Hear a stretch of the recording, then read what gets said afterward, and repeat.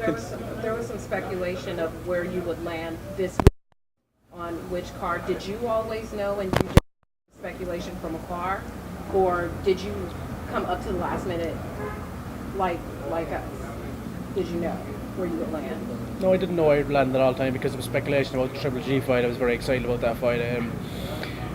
I wanted that fight. I would love to fight him. I'm sure it will happen down the line, but right now, Golden Boy Promotions and Murphy's Boxing and my promoters gave me a deal that I couldn't refuse. I've got 4 young children.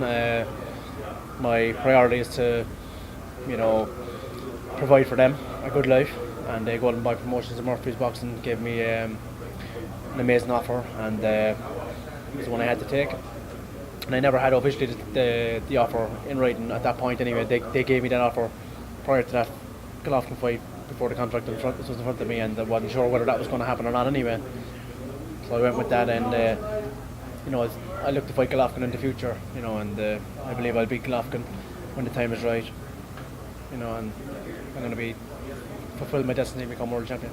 Before that situation with Golovkin looking for an opponent and everything, there was reports that you were in talks or negotiations of fighting Canelo in September. Considering he's about to be off for a year, he may need a fight between that before he gets Golovkin. Do you see tomorrow night as an audition to fight Canelo in September? Possibly. I was going to fight Danny Jacobs before that, and then the Canelo fight was there, and he was fighting Triple G, and then what happened with Canelo, and then I was going to step in and fight Triple G. I'm not sure. I think Canelo and Golovkin are going to fight in September. Maybe I'll fight on that card and fight the winner then of those two. Do you think, given the situation, both promoters have been able to actually salvage the weekend? Obviously, Golden Boy has tomorrow's night show, Tom Loeffler and Triple G Promotions has the Saturday show. Do you think they were actually able to salvage this entire weekend? Well, we're here. The shows are going ahead, so I suppose they have, and the 2 shows are going ahead, and I look forward to entertaining the Mexican people, and then I look forward also to going watching Triple G the next night and seeing what he's all about. Your thoughts on that fight, Triple G versus Vanez? How does that go, and who wins? I think Triple G will win. I don't know a great deal about his opponent, but I believe he's a good fighter too, and I think they're all good fighters at this level anyway. I think they got to be, so I expect it to probably be a good fight, but I think Triple G will win. I think he's been out for a long time as well, this guy. Spike, is there any disappointment that the deal couldn't be reached for Triple G, and it is just a day away, kind of from your fight? It's so close. It's not like you're just fighting this weekend and that fight's a couple more weeks away. You know what I mean? It's like back to back. Is there any kind of disappointment extra disappointment to that aspect? Well, I would love to fight for the world title. There's an element of disappointment that I'm not fighting for the world title, of course. I'm a fighter. I've dreamed of being world champion since I've been 5 years of age, possibly. I've been boxing so long, and I've always dreamed to become world champion. But I believe that day was going to happen anyway, regardless. There's not too much disappointment, and as I said, the deal that Golden Boy gave me is an absolutely fantastic deal, along with Murphy's Boxing, and so I'm not. It's cushioned that, softened that disappointment vastly, and as I said, I will get that world title fight eventually. I'm sure of that, and I will be world champion. And I'm a patient man. I can wait. And I'm going to enjoy this time, and I'll be world champion when the time's right. Spike, can you talk a little bit about your relationship with Murphy Boxing and your relationship with the boxing scene in Boston? Yeah, I got a great relationship with Murphy's Boxing.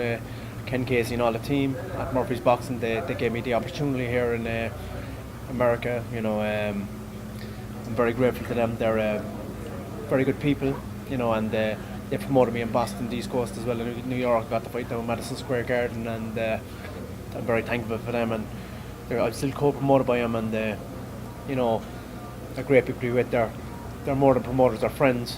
They're friends of mine, and I stay at their places when I come to Boston. Me and Packy and all the team, we stay there, and we're like one big family. It's great. You got a favorite Dropkick Murphy song? I got quite a few. They're hard to pick. They're catchy, But I'll be honest. When I first hooked up with Murphy's Boxing, I wasn't. I knew the Shipping Up to Boston song from all the movies, but I wasn't really into that music. When I went along to the concerts, and boy, did I get into it. It's cool music, and I really enjoy the concerts. And I've been at like bloody 20 concerts, and I actually, in fact, gotten engaged in Pascal City in Dublin, back in Ireland. My future wife, we got engaged on stage on a Murphy's concert. It was brilliant. Gary, can you describe why Ireland produces so many good fighters? I think we're a fighting nation. We had to, fight for our independence, like the Mexican people, and fighting's in our blood. And we enjoy fighting. We've always had to fight. We've had to fight for our rights, and for everything. We grew up fighting. It's in our DNA. It's in our blood from way back. So we're just a fighting nation like the Mexican people, and so I guess that's why the Irish are so good at fighting like the Mexican people. Can you tell all your fans that what they expect to see of you in the ring, StubHub Center, because it's a magical place to fight? Can you tell your fans what did they expect and why they should watch you? Why should they tune in? They should tune in because I'm an exciting fighter. I always bring great entertainment inside and outside the ring. I'm an all-action fighter. Like the Mexican people, I'm sure are going to love it. I think they might probably see me on HBO before on ESPN a little bit, but they're going to get it, especially on this amazing weekend and in the beautiful city in StubHub here. I'm going to put on a show for them, and they should come see it and enjoy it. And I'm sure they'll be there, and I look forward to it. You're very. Oh wait, just one more. You're very relevant in the middleweight division. There's middleweight division fights going on. There's a lot of activity. How would you currently rank the middleweight division? Because it's very hot. It's kind of shifting from middleweight from welterweight, and you're very much in that mix. So how would you currently rank the landscape of the middleweight division? When you got the top fighters, is probably around 10 roughly of the top fighters, and on the night I think any one of each fighter is probably capable of beating the other on their night. There's a lot of good fighters out there right now, and they're exciting times in the middleweight division. I think it's the best division in the world also. Maybe I'm biased because I am a middleweight, but I believe that we've got the power and the speed combined, so I think it's the most exciting division in the world. Who did you look up to when you were growing up? What boxers did you look up to? Well, Packy's brother Steve Collins, the Celtic Warrior, the original Celtic Warrior, he was Irish, 2 times world champion, middleweight and super middleweight. I like Mickey Ward. Evander Holyfield was one of my idols also, and De La Hoya as well, and so that's from so many. So my suit company from when I turned pro back in 2008, Jack Doyle Suit Company. It's the best suit company in the world. They've been giving me suits from where I come, Cork, Ireland. They've been hooking me up with the best suits for over 10 years now, and I'm the slickest man in Ireland. Thanks to them. I've never seen a fighter get fully dressed to do the face-offs and stuff. Is that because you want to? Obviously, you wanted to show it off. Absolutely, I felt like it. I feel good in suits, and I feel like doing whatever I want to do and be comfortable and look good, and I enjoy it. And what better place to look good but LA? Like Conor McGregor's always in a nice suit. Is that just like an Irish thing? You guys want to kind of show out and look good as much as you can? Possibly, but I've been doing it for a long time before Conor's been ever doing it. So I've been doing it for going on 11 years now. Tell me, man, what do you expect out of your fight on Saturday? Friday. Yeah, Friday. I expect a good fight. I expect my opponent is good record. He's got a high knockout ratio, so I respect him. I got to show respect. I look forward to a good fight and put on a good show for the fans, like always. And I'll be coming to bring some action, and I think his style will provide that as well. And it's going to make for a good fight for the fans, and I look forward to it. Gary, have you seen any footage on your opponent or any? Yeah, I've seen a bit of footage. Not a great deal, but I've seen enough. I've seen enough for what I need.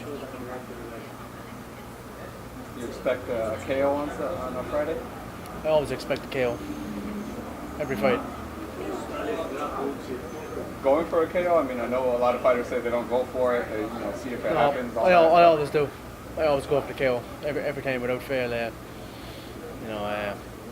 I feel right now I can knock anybody out. I've got a lot more experience. It's my 30th fight right now, and I'm at my best. I'm getting better every fight, and they keep lining them up. I keep knocking them out, and Friday night's going to be no different. It's going to be another knockout. Your thoughts on actually fighting on the Cinco de Mayo weekend here in LA, Los Angeles? Obviously, heavy Mexican population. The show seems to be almost sold out. Looking to steal the show that night, tomorrow? I always look to steal the show, but I'm delighted to fight on the Mexican holiday.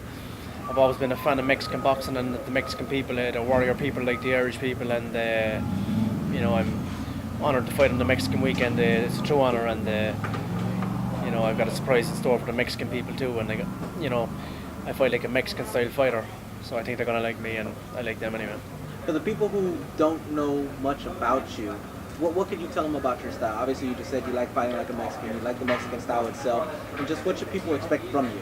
Well, I like to think I'm a box fighter. I can box. I think sometimes my boxing may be underestimated as I've got a lot of knockouts, you know, but I've got 19 knockouts of my 29 fights, but I'm a good boxer too. I can box. I was amateur national champion in Ireland, and I've got good skills besides the punch power.